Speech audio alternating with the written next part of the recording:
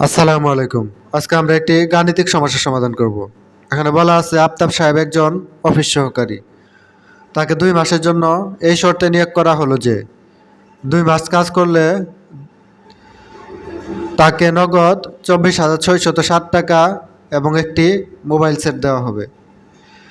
কিন্তু সে 5 দিন কাজ করার পর চলে যাওয়ায় তার পাওনা বাবদ তাকে শুধু মোবাইল সেট দেওয়া হলো।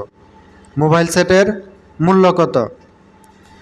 তাহলে এখন অর্থাৎ আমরা যদি এই যে 5 দিনের মজুরি বের করতে পারি তাহলেই মোবাইল সেটের মূল্য বের হয়ে যাবে।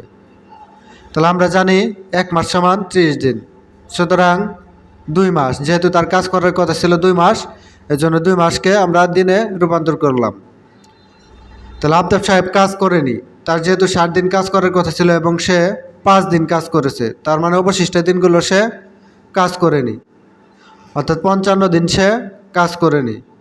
শর্ত অনুযায়ী সে যদি আরও 55 দিন কাজ করত তাহলে আরও 24,660 টাকা মজুরি পেত, অর্থাৎ 24,660 টাকা হলো তার 55 দিনের মজুরি।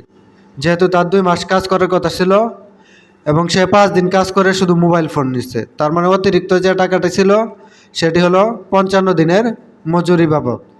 এখন এই 5 দিনের মজুরি বের করলেই কিন্তু আমরা মোবাইল সেটের মূল্যটা বের করতে পারবো। তাহলে 55 দিনের মজুরি হলো 24,660 টাকা। সুতরাং একদিনের মজুরি যেহেতু কম হবে এর জন্য ভাগ হবে। 55 দিনের তুলনায় একজনের মজুরি যেহেতু কম এর জন্য ভাগ। তাহলে সুতরাং 5 দিনের মজুরি, যেহেতু একদিনের মজুরির তুলনায় 5 দিনের মজুরি বেশি হবে এর জন্য গুণ করতে হবে, আর গুণ করলে উপরে এটাকে যদি আমরা কাটাকাটি করি তাহলে 2237 টাকা পাবো। এটাই উত্তর, অর্থাৎ 5 দিনের মজুরি হলো 2237 টাকা।